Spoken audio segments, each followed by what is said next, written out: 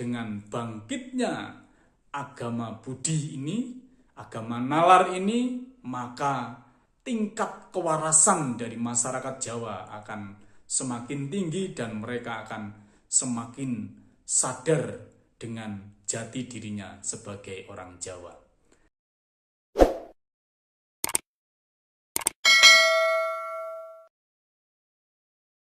Om Swastiastu, Hongulun Basuki Langgeng, Rahayu Sagung Dumadi. Sahabat Romi, umat sedharma yang berbahagia, pada kesempatan kali ini saya akan menyampaikan sebuah topik tentang agama Budi dalam teks Sabdo Palon. Sahabat Romi, Sabdo Palon bagi masyarakat Jawa adalah tokoh yang masih kontroversial. Ada yang mengatakan Sabdo Palon itu sebagai tokoh sejarah, ada yang mengatakan bukan sebagai tokoh sejarah atau tokoh mitos saja. Ada yang mengatakan Sabdo Palon itu nama tunggal, hanya Sabdo Palon, tapi ada juga yang mengatakan ada dua, yaitu Sabdo Palon dan Noyo Genggong. Walaupun nama Sabdo Palon atau Sabdo Palon Noyo Genggong ini banyak atau disebut di dalam beberapa serat seperti serat Damar Wulan, serat Babat Tanah Jawa, dan Darmo Gandul. Ini keberadaan dari tokoh Sabdo Palon ini juga masih pro dan kontra. Saya tidak akan membahas tentang Sabdo Palon, tapi saya akan membahas terkait dengan substansi yang ada di dalam teks Sabdo Palon. Tepatnya teks Sabdo Palon ini yang menggunakan tembang sinom di dalam bait yang keempat atau podo yang keempat itu mengatakan sebagai berikut. Saya akan menembangkannya terlebih dahulu, kemudian saya akan mengupasnya setelah saya menembangkan. Kelawan paduka sang nata wangsa maring sonya ruri, mung kula matur petungna ing benjang sapungkur mami, yen wus prapta kang wanci jangkep gangsal atus taun, wit ing dinten punika kula gantos kang agami, Gama Buddha kula sebar tanah Jawa. Oke.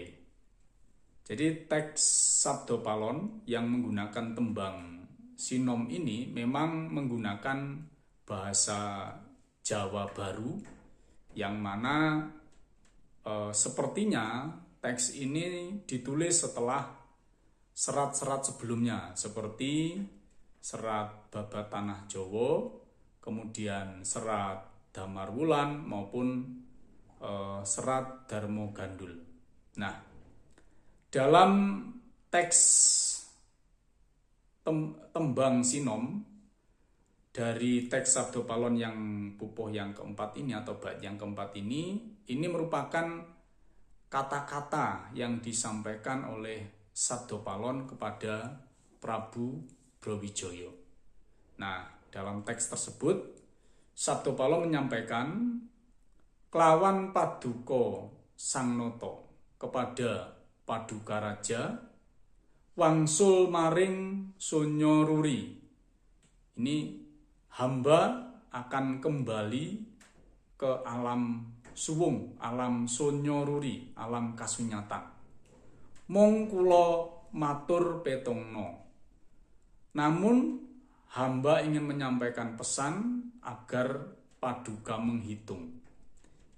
Ing benjang sapungkur mami, besok atau nanti sepeninggal hamba, yen wus prapto kang wanci, jika nanti sudah datang saatnya, jangkep gangsal atus tahun, genap setelah 500 tahun, wit ing dinten punika, mulai dari hari ini, kulo gantos kang agami, saya akan kembalikan agama ini.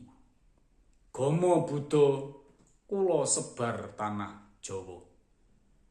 Saya akan sebar agama Buddha atau agama Budi ke seluruh tanah Jawa.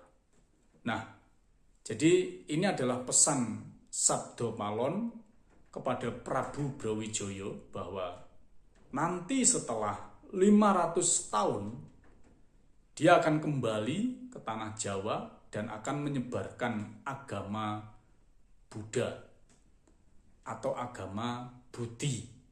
Nah, konsep tentang agama Buddha ini atau Gomo Buddha ini juga masih kontroversi. Apakah yang dimaksud dengan Gomo Buddha itu adalah agama Buddha yang dikenal sekarang atau agama Buddha Jawi Wisnu yang dulu menjadi sebuah kepercayaan masyarakat Jawa, Kapitayan, ya, termasuk juga agama lokal yang kemudian ikut bergabung ke dalam agama Hindu, atau itu adalah kiasan saja bahwa agama Gomo Buddha yang dimaksud adalah agama Budi. Nah, semua memiliki alasan masing-masing, semua memiliki pembenaran masing-masing, dan mungkin mereka juga memiliki apa yang mereka yakini sebagai sebuah bukti kebenaran itu. Contoh, setelah 500 tahun, ya, memang di dalam masyarakat Jawa, khususnya di Banyuwangi, ini kebetulan karena saya dari Banyuwangi, dulu memang ada bahwa yang disampaikan oleh para tokoh-tokoh waktu itu ketika saya masih kecil, itu memang genap 500 tahun itu akan ditandai dengan umbul-umbul klaras dari Bang Wetan. Jadi umbul-umbul klaras dari timur yang ternyata itu adalah penjor, dan penjor Galungan yang ada di Banyuwangi itu memang beda dari penjor Galungan yang ada di tempat lain, karena waktu itu ketika saya masih kecil, penjor Galungan itu diberikan tanda dengan adanya klaras atau daun pisang yang sudah mengering. Nah, itu memang beda sendiri di Banyuwangi. Itu dianggap sebagai sebuah bukti bahwa Sabdo Palon telah bangkit untuk membangkitkan kembali agama Hindu, sebagaimana janji dari Sabdo Palon. Tapi saya di sini tidak akan membahas itu, dan saya tidak akan meyakinkan itu walaupun saya sebagai seorang Hindu. Yang paling penting sesungguhnya adalah kita maknai bahwa Gomo Buddha yang dimaksud di sana adalah agama Budi. Agama Budi adalah agama nalar.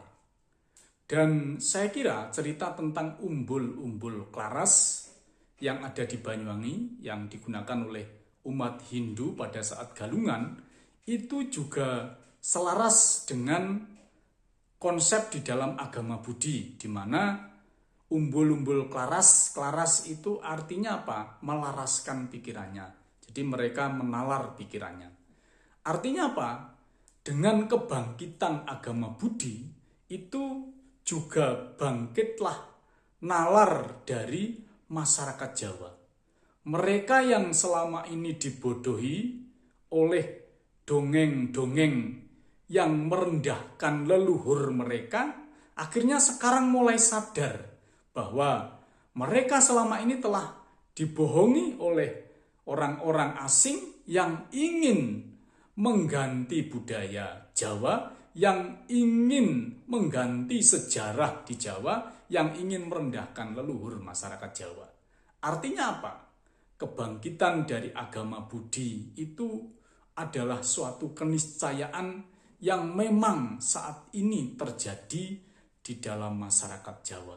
Dan saya kira siapapun dia, agama apapun dia, kalau nalarnya sudah bangkit, budinya sudah mulai bangkit, maka di sanalah dia akan bisa menalarkan apa yang memang harus dinalarkan, dan tentunya ini menjadi sebuah kebangkitan juga bagi jati dirinya. Karena memang jati diri orang Jawa adalah jati diri yang berbudi, artinya yang memang bernalar.